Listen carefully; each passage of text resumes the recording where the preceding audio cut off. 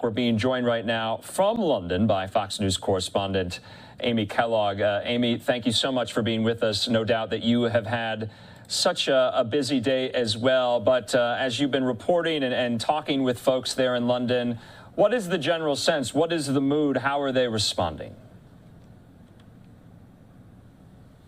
Hi, Andrew. I just arrived in London this evening. But I can tell you from people I've spoken to and images I've seen that this city and probably the country really is in shock. Queen Elizabeth had been noticeably more frail in the last year. She'd been using a walking stick. They talked about mobility issues a lot.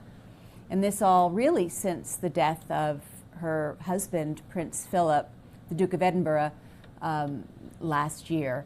But still, despite her age and despite the kind of increasing frailty, I don't think anyone believed that she was ready to depart this world. And I don't think we can generalize, certainly, Andrew, not everyone in the United Kingdom is a fan of the monarchy, but I think that many, many people here, probably the majority of people here, did not want to even think of her leaving because she was such a steady hand. She had such a calming influence.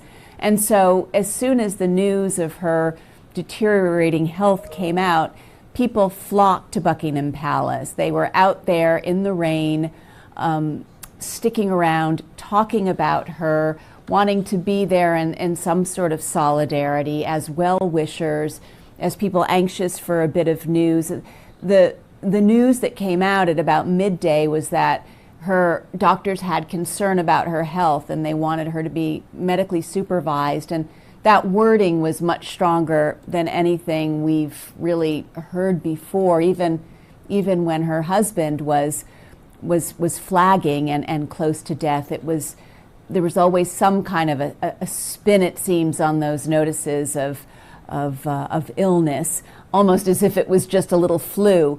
In any event, then we saw the images of her family members racing up to Balmoral. We saw Prince William, we saw Prince Andrew, eventually we even saw Prince Harry, who happened to have been in the UK today, all heading up there to be at her side, ultimately her deathbed.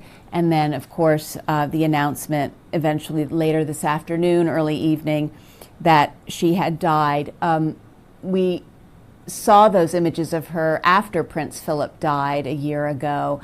The funeral was scaled way down because of COVID, and those images really did stick with people. They were quite dramatic of her sitting alone in the chapel.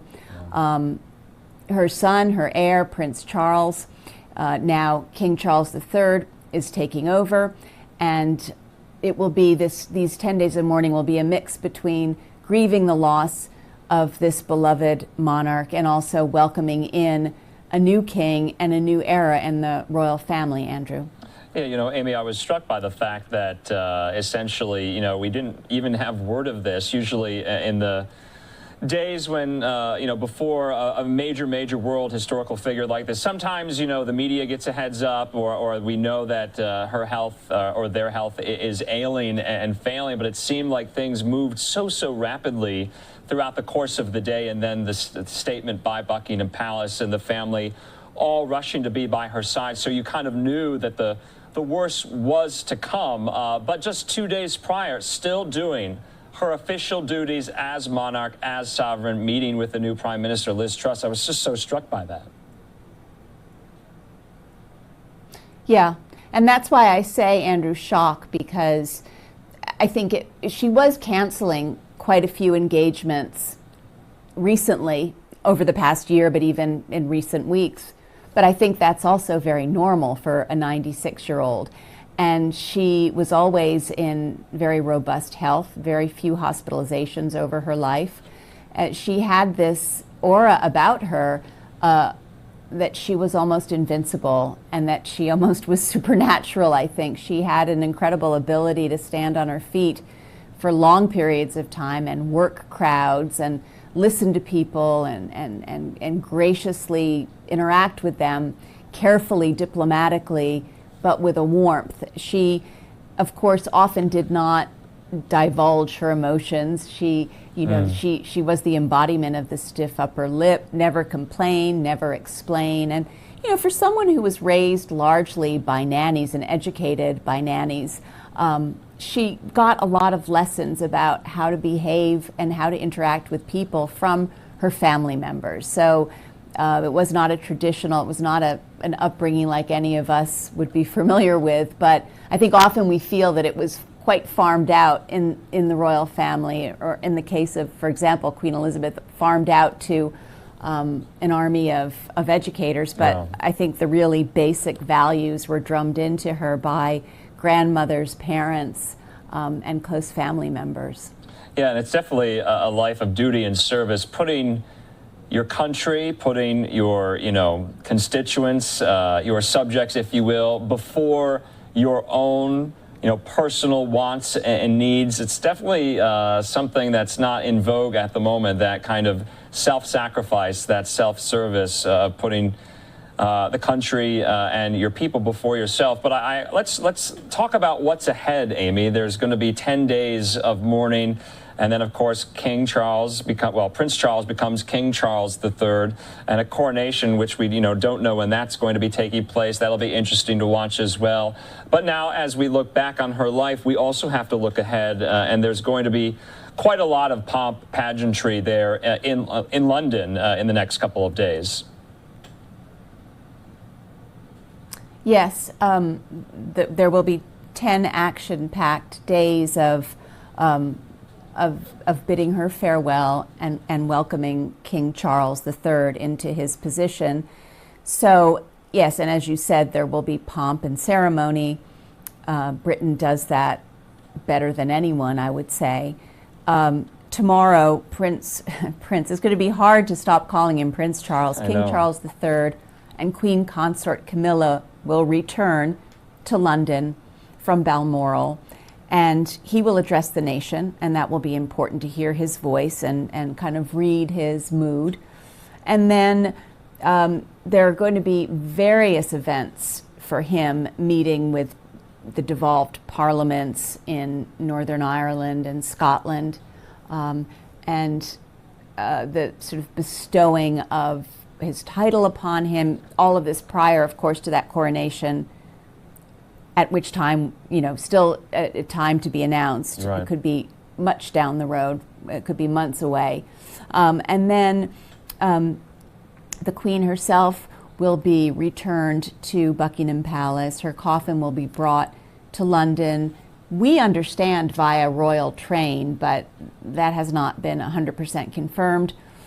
She will lie in state for several days at Westminster Palace, and that will be open to the public 23 hours a day. Wow. And eventually, in 10 days' time, we're not sure if it's the 19th or the 21st yet. This hasn't been officially confirmed, but roughly in 10 days, there will be a funeral at Westminster Abbey, and then she will ultimately be buried at Windsor Chapel, or at the chapel at Windsor Castle, which was a place that was very close to her heart and where she spent an awful lot of time. So I think there will be, I think business as usual will continue to an extent here. There will be suspension, there will be a suspension of business as usual in Parliament, but right. The show will go on to a certain extent, with cancellations for sporting events, the proms, the musical extravaganza that goes on here over the summer. The final bits of that are being canceled out of respect to the Queen. And you will just see a lot of outpouring. You will see outpouring of grief and sadness and appreciation. There will be mountains of flowers placed around her residences. And I don't know, Andrew, whether people will be traveling from afar to be here around the time of the funeral, for the funeral. They won't be in the funeral, but perhaps lining streets. None of that is clear at the moment, but it's interesting to point out that this is a very difficult economic time in the United Kingdom, as it is in many places, and strikes had been called by various unions for the coming days, and those have been called off in deference or out of respect to the Queen. So that's an interesting development as far as what is going on and what is not going on, and how people will be behaving in these next 10 days of mourning, Andrew. Yeah, Amy, just lastly, it'll be interesting as well to see what the American delegation looks like going to London for the funeral, if President Biden will be going. But you had mentioned earlier on in our conversation that there were detractors, that there were critics of the British monarchy, that many of those criticisms had thought that the institution itself was obsolete, was too expensive to the taxpayer, was archaic and old-fashioned, and not up with modern times, if you will. But then that was juxtaposed this evening with the thousands of people who came out outside of Buckingham Palace. It was juxtaposed earlier this summer in June for the Queen's Platinum Jubilee, and thousands of Britons came out for that. So that's kind of what I've been thinking about today, that juxtaposition where, yes, beloved, but also detractors as well, a long life of public service. Yeah, I think perhaps some of the criticism has been more pointed at the extended family with all of their police protection and the benefits that they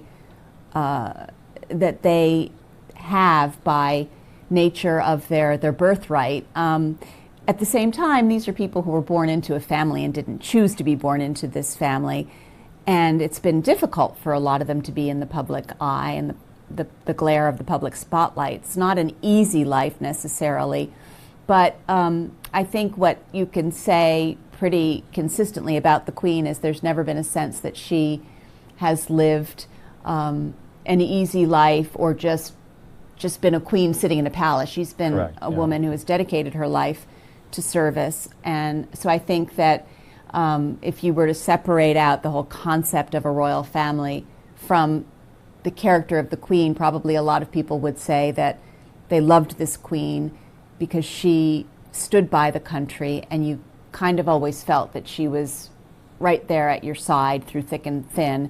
Maybe that doesn't extend to the broader institution. And I think this will be a conversation that will certainly come up under King Charles III, and it will be interesting to see whether in these difficult times, we've got a war going on, we've got economic problems, there's a lot of division in societies across the world, not just here. It will be interesting to see if that causes people, Brits, to rally around the monarchy and King Charles, or whether it causes people to, or whether this new era will mean that people are less enamored of their sovereign.